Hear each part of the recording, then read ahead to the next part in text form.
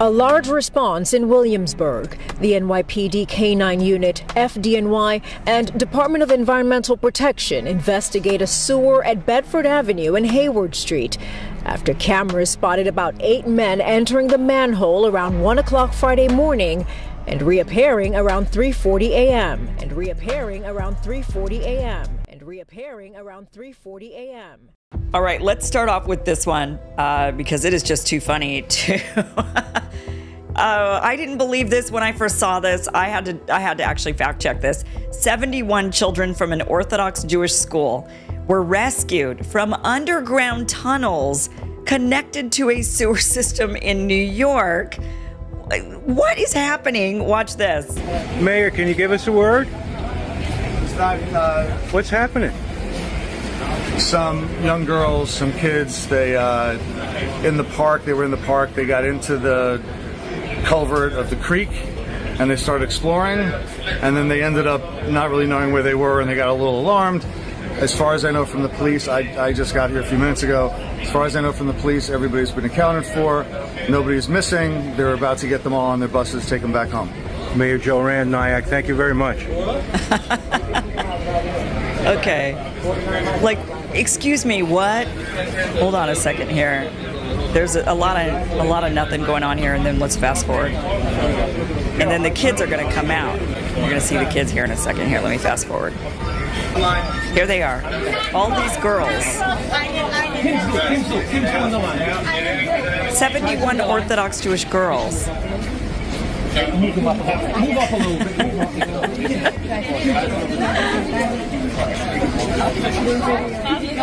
I mean, what in the world is going on here? Oh, they just, the story is, they just got lost. They were just in a park. And they were in a park and they were exploring. And then somehow they found themselves underground in New York sewage tunnels. And this comes on the heels of, we've seen the videos and the images of, the random Orthodox Jew coming out of the tunnel. and then there's that whole, entire compound that was discovered at one point. And then last week, then there's this. Now, they don't say it was Jewish people coming out of that they had discovered about a dozen people coming in and out of manholes. But, the likely suspects at this point. Watch this. Good evening. These are two separate incidents, very similar in nature, that happened around the same time, but police say it's not clear if they're related. A large response in Williamsburg. The NYPD K-9 unit, FDNY, and Department of Environmental Protection investigate a sewer at Bedford Avenue and Hayward Street after cameras spotted about 8 men entering the manhole around 1 o'clock Friday morning and reappearing around 3:40 a.m. Neighbors just as curious to find out what was happening. Around 11 o'clock Thursday night, the same thing happened in Gravesend, 8 miles away. They show the people climbing in, climbing out, changing their clothes. About 7 men climbed into the manhole on McDonald Avenue in Collin Place. They spent 3 hours in the sewer and emerged at 2 a.m. They get out, they get in a car, they drive away. Neighbors were alerted when investigators showed up Friday to canvass the area. They were told not to worry. They climbed in the manholes, they searched, they went up and down the block, and lo and behold, they tell us they dropped their keys. I don't believe anyone dropped keys. A DEP spokesperson says the sewers have been inspected and the infrastructure is safe. They warn it's not only illegal to enter, it's also dangerous, as sewers can contain numerous hazards, including noxious and potentially deadly gases, unstable surfaces, flooding risks, and confined spaces. Councilmember Suzanne Schwang, who covers Gravesend, agrees it should not be taken lightly and commends the NYPD on their swift response and confirmation everything is safe. But not everyone is convinced all is well. They just say, no, it's fine. It's not fine. Still a lot of speculation as to what happened, but there is no confirmation as to exactly why these men entered the sewer system. In Gravesend, Brooklyn, Alicia Reed, Pix 11 News. What? Likely suspects at this point. Likely suspects. Considering that in January of 2024, if you remember, there was that whole Chabad Lubavitch world headquarters in Crown Heights, Brooklyn, also in Brooklyn, where these guys are coming out of these manholes. And, we ended up seeing footage of them going into these manholes. We found weird mattresses in the walls, and there was just a lot of weird stuff going on in this underground kind of compound that they had built. The discovery of a secret tunnel eventually led to a massive brawl inside a 100-year-old synagogue in Brooklyn, New York. Known as 770, the synagogue serves one of the largest groups of Hasidic Jews in the world. Now, luckily, no injuries were reported from this brawl, believe it or not. But what the hell sparked it? What is behind the brawl in the first place? What got people so fired up? Well, it was all over the discovery of a tunnel and an attempt by authorities to fill it with cement. So you see a gentleman coming out of that tunnel. This isn't in the Middle East, guys. This is in Brooklyn, okay? This is in Brooklyn. We are now joined by David Saltzman, who is a member of the now infamous synagogues in Brooklyn. We've all heard the news story about these tunnels that were discovered underneath this synagogue. And there's a lot of theories going around the internet about why these tunnels exist, a lot of conspiracy theories, wild accusations going on. So we brought David here as a member of the synagogue to set the record straight of any rumors going around why these tunnels exist. Police make a wild discovery underneath a synagogue in Brooklyn. An illegal tunnel found below the Chabad Lubavitch World Headquarters in Crown Heights. All right, Fox 5's Lisa Evers takes a look at how it was discovered. 9 men are facing charges this afternoon after police say they dug a secret tunnel into the sanctuary of the Chabad Lubavitch headquarters in Brooklyn. The men, described by police as extremist students, are accused of digging the tunnel so that they would be able to have access to the sanctuary after hours. And when a cement truck was brought in to fill that tunnel, the men stood in the tunnel, refusing to leave. And I want to be clear, there's been conflicting reporting on this story. When I was reading about it recently, there were claims that the tunnel was built specifically to skirt COVID orders that closed down religious buildings, and that people wanted to continue worshiping, and so they needed a secret pathway or passageway into the synagogue. But I don't think that's really what's going on here. So why was the secret tunnel built in the first place? This is where it gets complicated. There was one more viral image going around, and this is the one everyone's been talking about. Is this, Dirk just pulled up on screen, stained mattress that was pulled out of the tunnel being carried by members of the synagogue. So there's a lot of crazy conspiracy theories. I don't want to go down any tasteless rabbit holes. But David, if you could, explain why was there a mattress in the tunnels and what is this stain? A lot of folks are wondering, is this stain feces? No, it's not feces. What the is stain it? is blood, and basically we did rituals. I said that before. There were some rituals that we do in the tunnels, and sometimes the rituals might involve someone who recently died, and we'll bring them down there, and we're trying to do a ritual to bring back the Messiah, which is a Schneerson, if you heard about him on the news. So he died many years ago.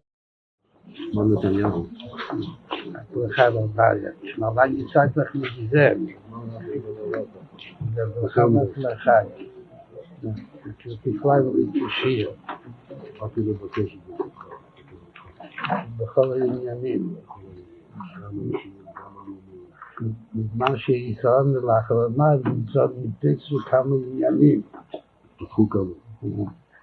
מה שרואה עוד, וגם משהו שעדיין משאיר ליבו. אז הייתה משהו במה ידיעתו. הכנראה שהיא מספיק, כאילו שהיום כבר כמה שעות בגלל עדיין ליבו. אבל יש עוד כמה שעות, אז יש להשתדל גם היום, בבשורות טובות.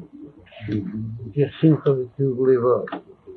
כדי שחסידים מקפידים שכל עניינים את השמחה. בשורות טובות, הצלחה רבה. In New York City, 20,000 Hasidic Jews still keep traditions which have remained unaltered for centuries. They are called the Lubavitch Chabad.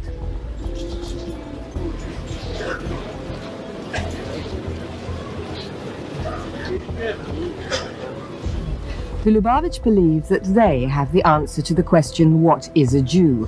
Or more precisely, what does God expect of a Jew? God expects that a Jew should be someone who sticks rigidly to orthodox practices and to a fundamentalist reading of the Jewish Bible, the Torah.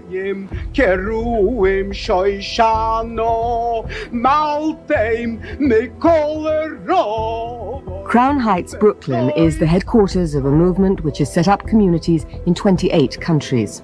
The influence of the Lubavitch is felt worldwide, but most notably in Israel, where Orthodox religious parties would like to achieve a purely religious state. Hasidism began in Eastern Europe in the 18th century and was argued over even then. It attracted thousands to its emotional, mystical worship, but existing orthodoxy opposed it. Hasidic life centers on a charismatic leader known as the Rebbe. The Lubavitch Rebbe is Menachem Mendel Schneerson. He's the seventh in a dynasty which stretches back 200 years.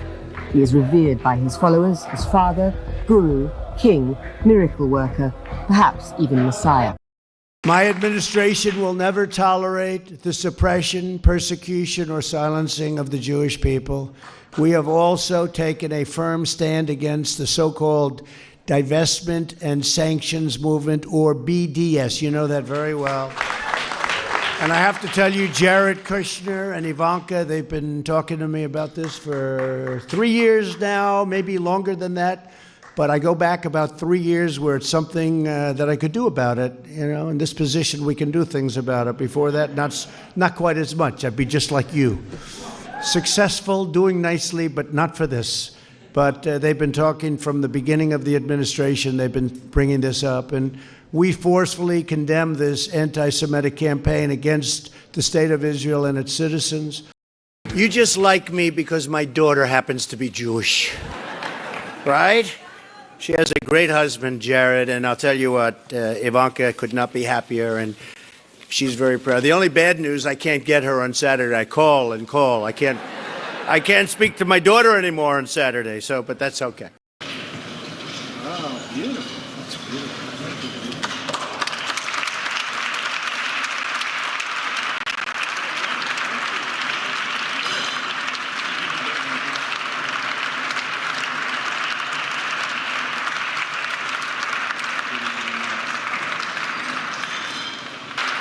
I want to thank my Jewish daughter. I have a Jewish daughter. This wasn't in the plan, but I'm very glad it happened.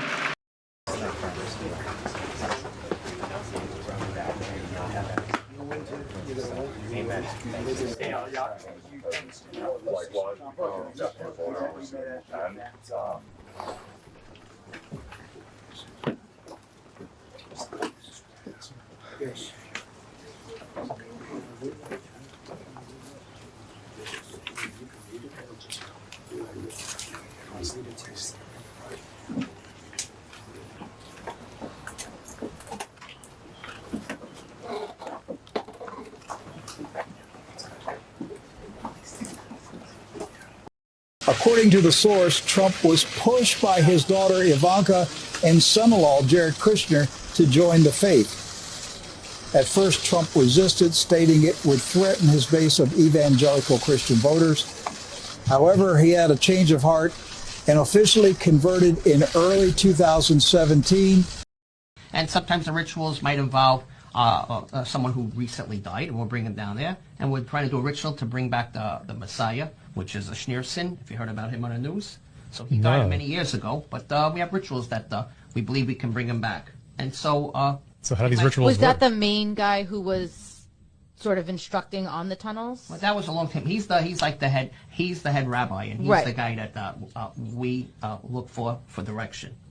Right, and the news was saying that he is potentially not passed on. Right, that's right. So we don't know that, so we try to do rituals to try to bring him back. Correct, exactly. So how do these, can you explain the rituals and why does it involve a mattress? I don't want to go into the details of the rituals, but basically we don't put the body on the floor, we put the body on the mattress, and sometimes we might make an incision somewhere on the body and a little bit of blood will come out. But I don't want to go into the details. Yeah, that's fair.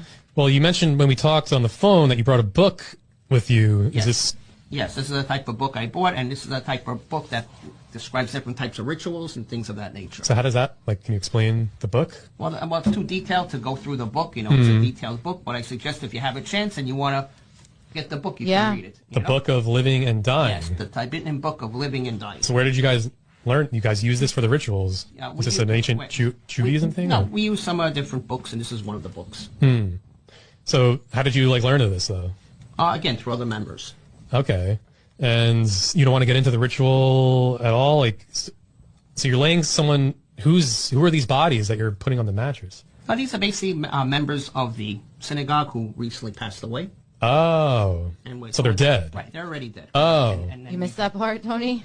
I didn't know if there were people sacrificing their lives or No, something. they're not sacrificing them. They died of natural causes or whatever. Oh. And before you bury them in a cemetery, you basically bring them down. Into the tunnel? For a ritual. That's it. It's more like it's not something spoken about, okay? But you can understand. Just like other religions or something, when someone dies, they might keep the body in the house.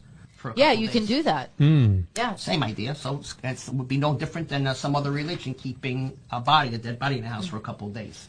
They all have different rituals. Well, yeah. So the incision you mentioned, can you describe what's that? The purpose of that? Well, like I just said before, it's just a ritual, and the incision is just part of the ritual, and hoping to bring back the Messiah.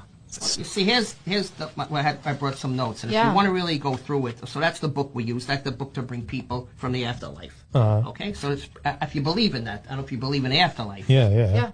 Oh, you do? Okay, so if you believe in the afterlife, then fine. Then you believe that many years ago in Egypt, there was a method to bring people back from the afterlife, and we're using that type of method. Okay, and the thing is, like, what do you call the ritual itself? Okay, is basically what we believe in is to bring that individual back. And we might read some verses from the book. You know, I'm speaking to you in general. Right. Okay? Yeah, absolutely. I'm not giving it to you exactly. But those are some of the notes I have. You know, we said every person that dies in a ritual, we try to bring him back, the Messiah. Okay. We know the body is soulless. We know it's, and so you once they die, yeah. Right. Do you shroud the body? Do we shroud the body, like cover them up? Yeah. We'll cover them up, bringing them, like, yes, but won't be covered up entirely. Fully. Oh. Correct. Exactly. So that's it. So the blood, like I said, see in my notes here, so the blood's from the incision made in a mattress, and we hope that the Messiah spirit will come into that. That's what we hope for. Okay, we believe, like you said, you even brought it up, and you know that Shneerson was the Messiah. We believe in him. He died many years ago, but you said he might be alive, which is possible. And if he's dead, we try to bring him back. If he's alive, let it be. So Dirk pulled up here on screen a wiki article kind of explaining how a sect of Judaism, of the synagogue you go to, they actually believe Schneerson did not die, quote. So is it possible? Right, some believe that. Here's the whole thing. Remember, within the synagogue, within the members, not everyone has the same exact belief. Right. Okay, so there is different levels of Judaism, and there are different levels of Christianity, and there are different levels of everything. So not everyone is considered like when you say Jewish, there were some very religious Jews and some moderate Jews, so forth, and so not everyone has the same exact belief. Some believe that he's dead, some believe he's alive. Right. So you're trying to bring him back with this ritual. Some believe he is back. Does that mean the ritual worked? For those that believe that he came back, then it worked for them. Wow. Yeah. For those that didn't believe, it didn't work for them. Well, that's pretty amazing then. So you guys might have brought back the Messiah on Earth. He's living, the Messiah? Anything is a possibility. He was sexually abused by a trusted teacher and then was shunned by his community as he tried to get justice. And Janine, the teen you're about to meet is the first sex abuse victim from New Square to ever seek justice from the courts. He told me that he has the ability to read the palm of my hands.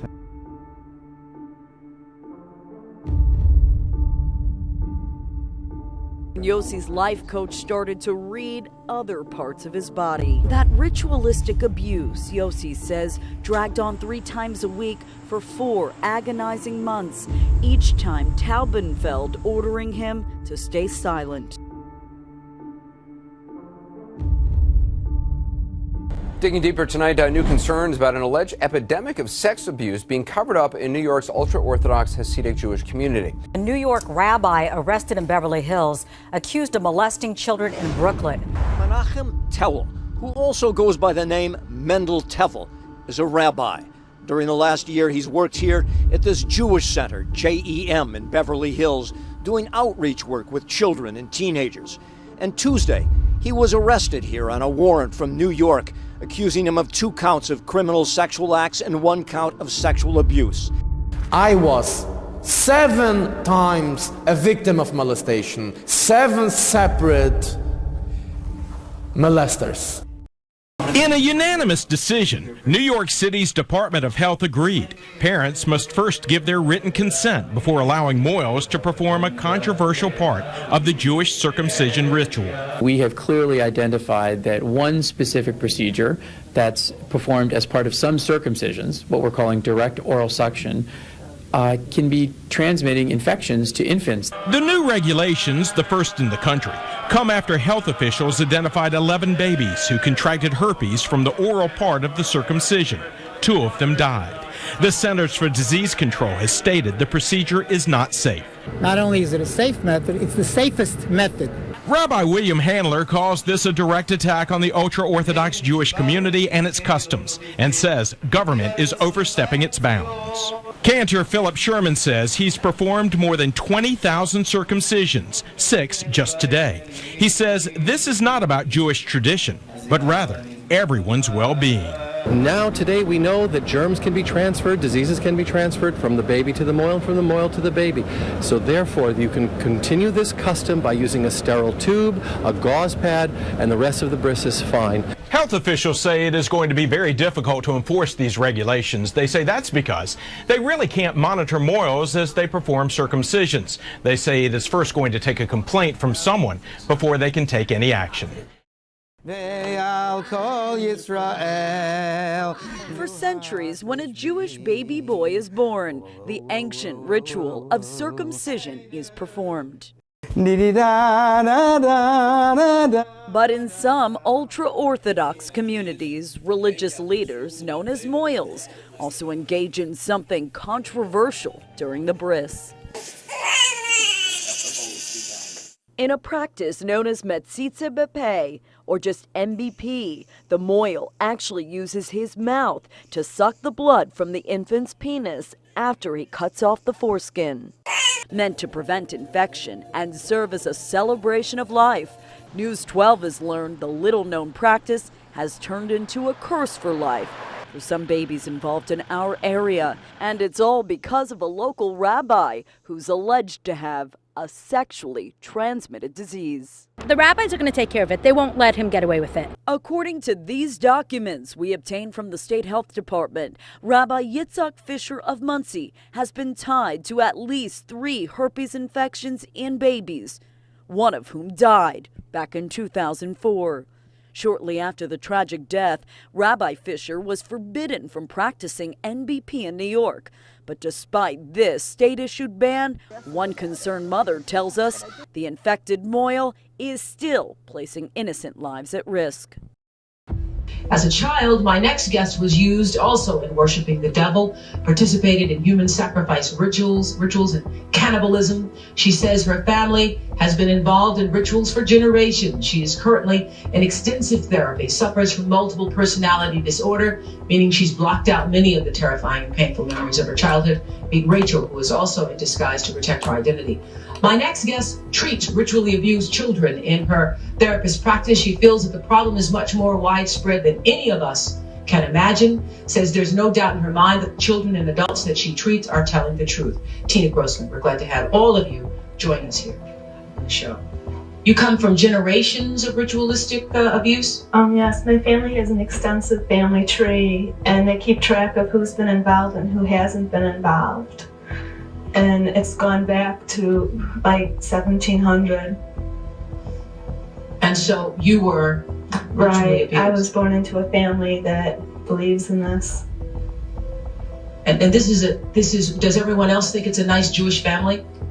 From the outside, you appear to be a nice Jewish girl. Definitely. And you all are worshiping the devil inside the home? Right. There's other Jewish families across the country. It's not just my own family. Really?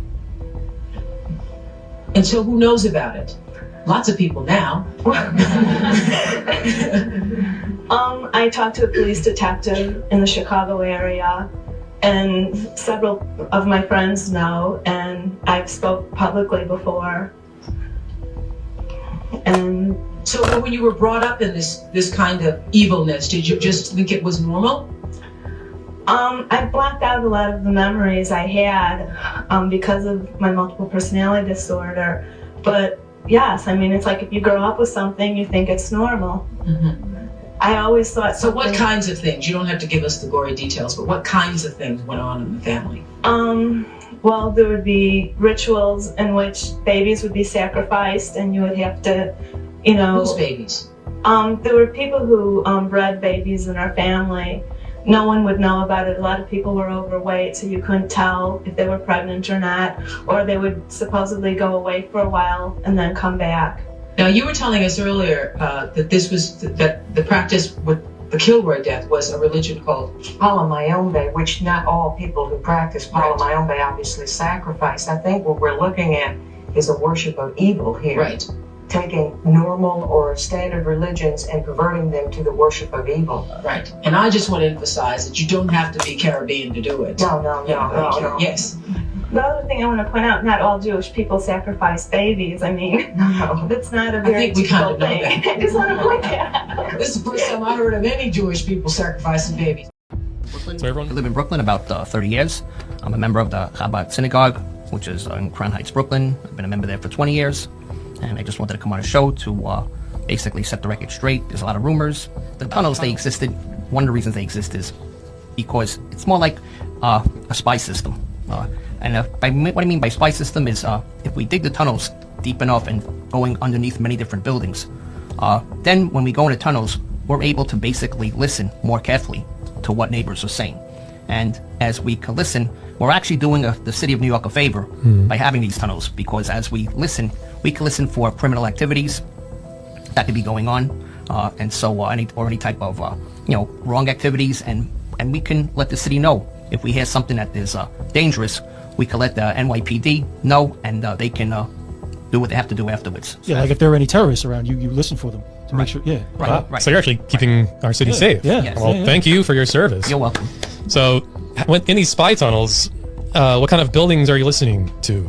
So, when basically listening to the neighbors' buildings, because these tunnels go out to the different neighbors, and there's a whole bunch of buildings nearby, and we're just listening to what neighbors are saying, and the tunnels give us good access and good hearing, and we can hear everything neighbors are saying. They don't realize it, so they're speaking freely.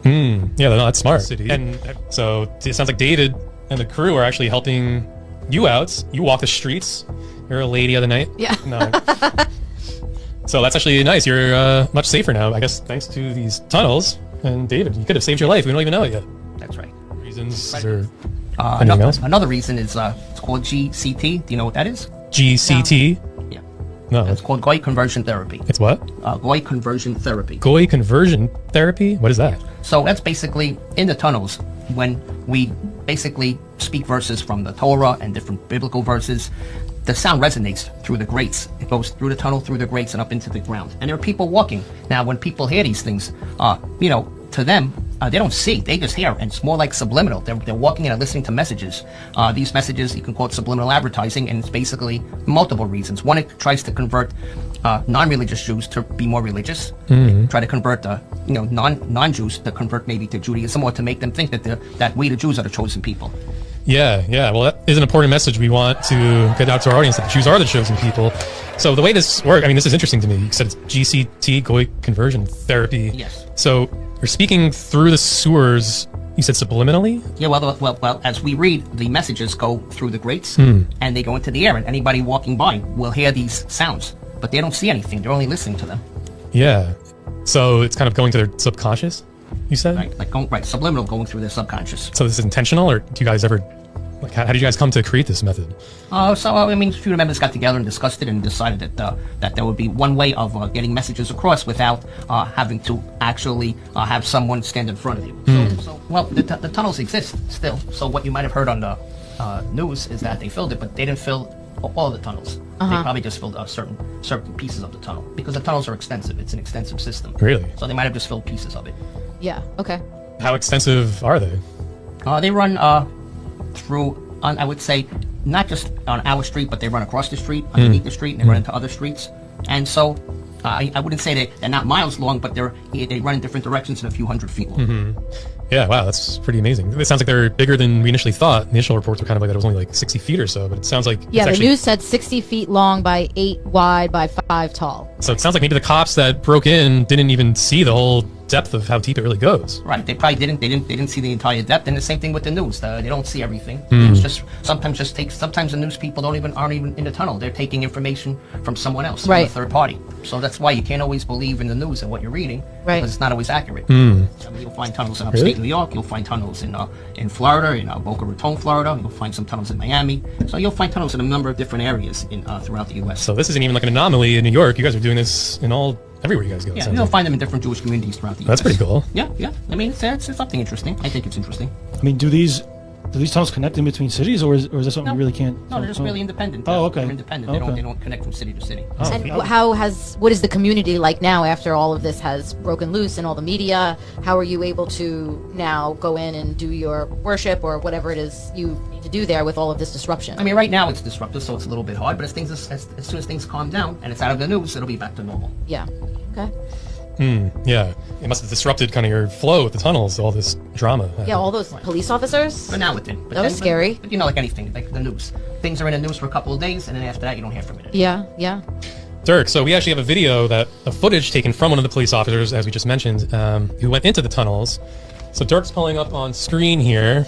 So this is actually footage taken from one of the police officers that recently broke into the synagogue tunnel system. And let's see, and David could show us around, I guess. Well, okay, so let me hear what you're looking at. Yeah, pause it a second. Okay. Dirk, yeah, so what was... I mean, if you go through, if you see the video itself, you can see. I mean, right here you have just a room you can keep a storage. You can keep there's food in a box if you see. Yeah, so yeah. maybe that's something of what we ate down there and we left the food there. So you can see when going down there to eat something, and then when we're done, we'll just leave it in the box. So you Yeah. get the general idea. Yeah, that's kind of nice. All There's right. papers and so forth. Yeah, I mean, it looks kind of cool, actually. So let's continue playing here.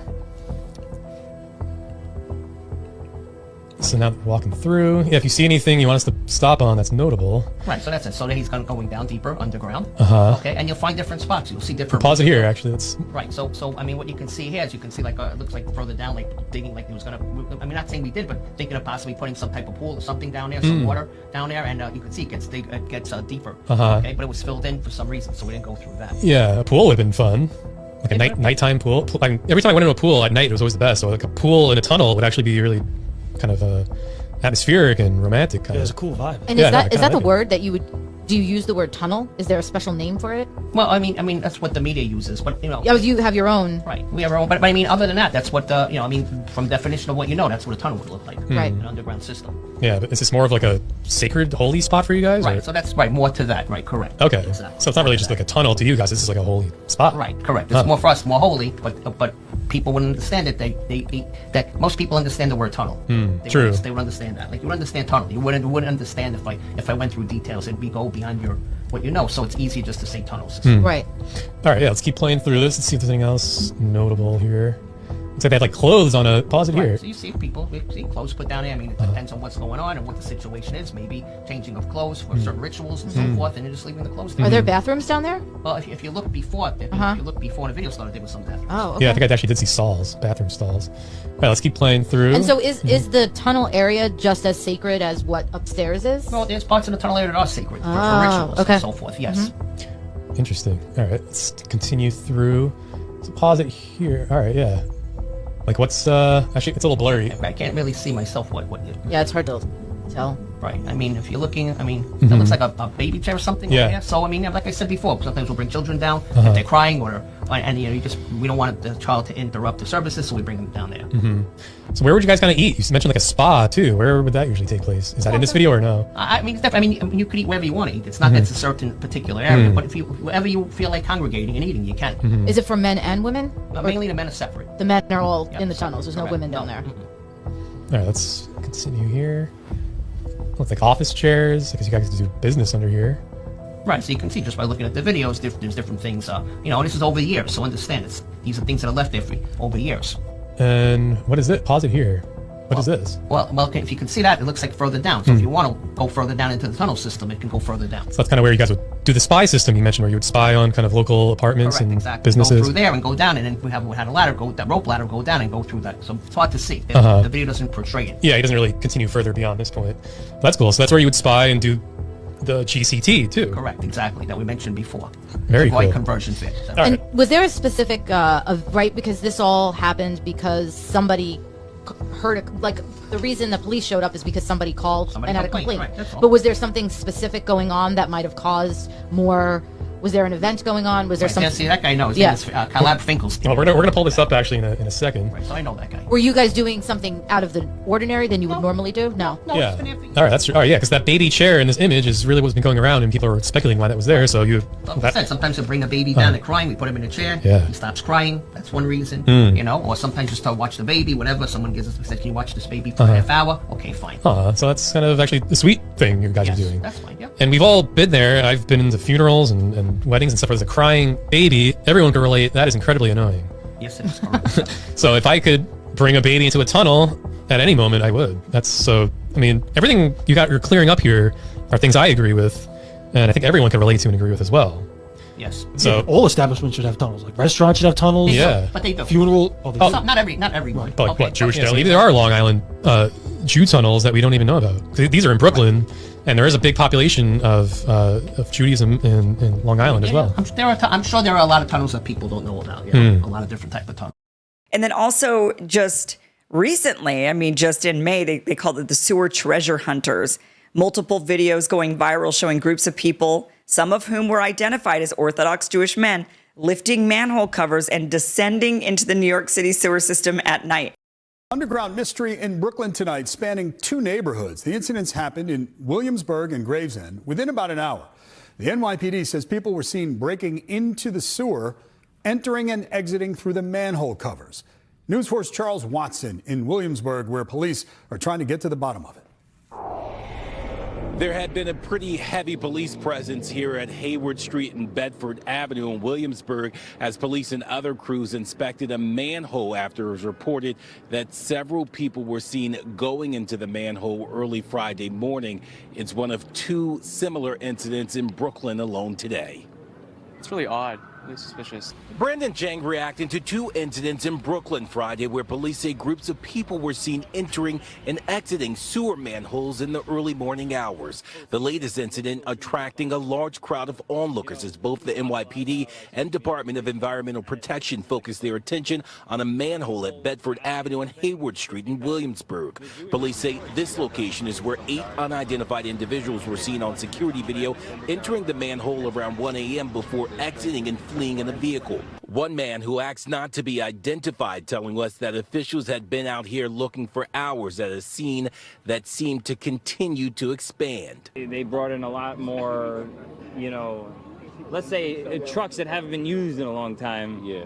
And they're blocking off more streets. A second incident was reported near Collin Place and McDonald Avenue and the Gravesend section shortly after 2 Friday morning. Police say they were alerted to 7 individuals exiting a manhole there, prompting a sweep by the NYPD and other agencies that turned up no evidence of danger or wrongdoing.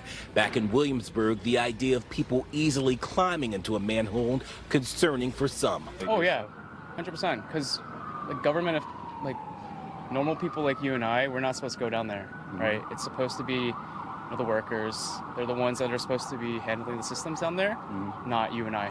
DEP releasing a statement to News 4 writing in part about the Williamsburg incident, quote, DEP is inspecting the sewer infrastructure at this location to ensure there is no damage to the system. DEP works closely with our public safety partners to help ensure the safety and security of critical infrastructure throughout New York City. Officials have not confirmed whether the incidents in Williamsburg or Gravesend are related. Police are searching for the groups of individuals who were seen entering and exiting the manholes at both locations. And then we have these 71 young girls that were just wandering around in a park and ended up in a New York City sewer system tunnel and getting lost in the tunnels. That's what happened to them. And then the excuse is, well, they were just wandering in the park and somehow all 71 girls end up in an underground sewer that rescuers had to go and find where they were, because obviously people in their community, the girls were probably meant to go to a specific spot in these underground sewers, and they got lost trying to make their way wherever they were supposed to go. And then the adults called and said, well, we need now you to come help us locate the 71 girls that we had them perusing around these tunnels. What are they doing down there? There is something special about you, Judah. There is something special about you, Israel, or Yashara'al. When I say Judah, Yahwadah. That is the ancient pronunciation of the word. There is something special about you, Judah. Yahweh only spoke to you, to us, as a nation. And he spoke to no other nation. That's why we are supposed to be what? That light. We're Yah's chosen people that's separated. We're supposed to be the nation that's teaching the nations, not the nations teaching us. Lion of Judah come upon the earth, bringing unquenchable fire. All the tribes of Israel and the believers stand in power. Speak with authority, worship uncontrollably. There's something about you, Judah. Fire upon the kingdom of darkness. We may suffer for a little while, but joy cometh in the morning. Judah special, no wonder we were a chosen vessel. In and out of captivity, weaving like a pretzel. Messiah come through the tribe, clean out the bloodline. We disciples, so put us up on the front line. Face to face with crime, cause we ain't scared to grind. When you connect the divine, we stay pressed for time. Evangelize, get defined, put us in prison in. Worship first, we always invite the spirit in. Cause revival through a pen, stacking souls in empty bins. Joy in the morning, this a warning, you will never win. Fire upon the head of the serpent, he next tail chirping. It's too late cause your tail's already burning. I don't want your riches, gotta match it with gold streets. Rubies all around me, the light shine, no police. The living used to be deceased, resurrected to a feast. Nothing like being in peace at the table with the meat.